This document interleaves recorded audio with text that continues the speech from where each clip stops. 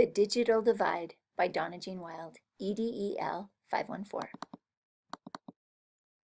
The article, A Whole New Literacy, Teachers' Understanding of Students' Digital Learning at Home by Eileen Honan, is a report of data collected through interviews and observation with 4 teachers about their understanding of their students' uses of digital technology outside of school.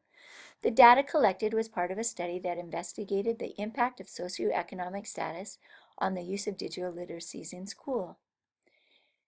Honan generally found the 4 teachers do seem to have some insight into students' access to new technologies at home, while perhaps not articulating any knowledge of the complexity of the issues related to access. Honan states that there is a gap or a digital divide between what teachers understand of the affordances that students take up when using new technologies out of school and their abilities to use these new resources in their literacy classrooms.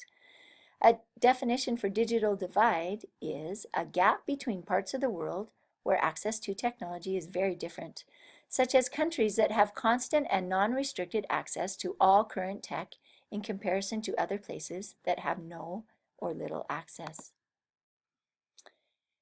At one school in particular, the teachers insisted that their students do not use their skills in using new technologies in preparing an assessment task. The students were constructing posters, and one of the criteria was a handwritten heading.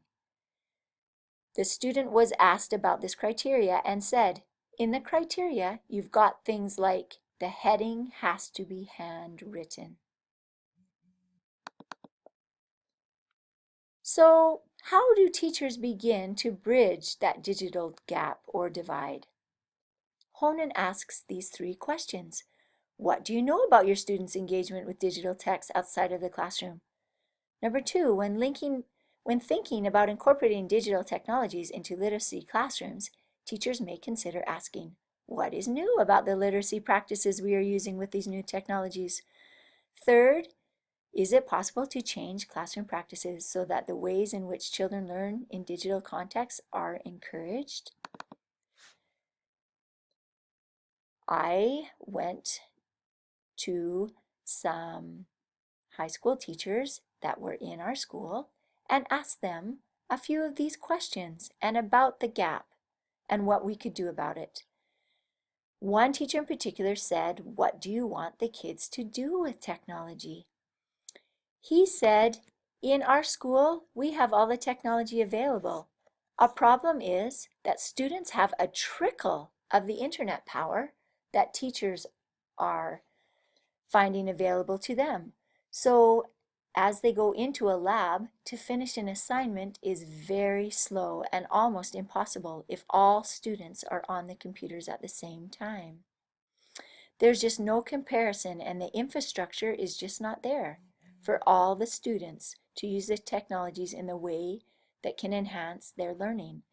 So I asked this high school teacher if the students were allowed to use their cell phones, and they said that depended on the teacher and it depended on the situation. I asked another student about how they studied.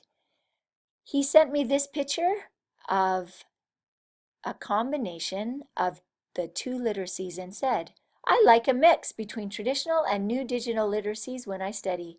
Step 1 is being able to read a textbook and write notes. I also find that I have better retention in writing out notes rather than typing them. Of course, there's better retention techniques like testing and teaching, but I find the use of laptop in arm's reach is invaluable. I can usually bring up lectures, search definitions, research articles, and pictures. I like to use both."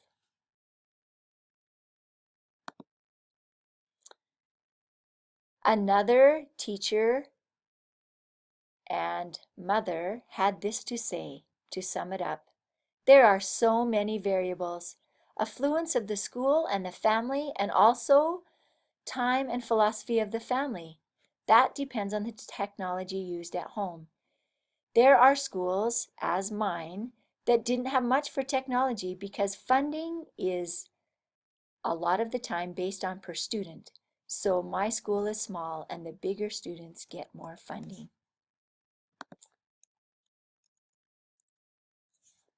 For literacy in particular, though, I'd say it's heavy at the schools. Schools buy memberships and contracts with online programs or other software that families just wouldn't otherwise know about or afford, especially when it comes to reading or writing learning disabilities.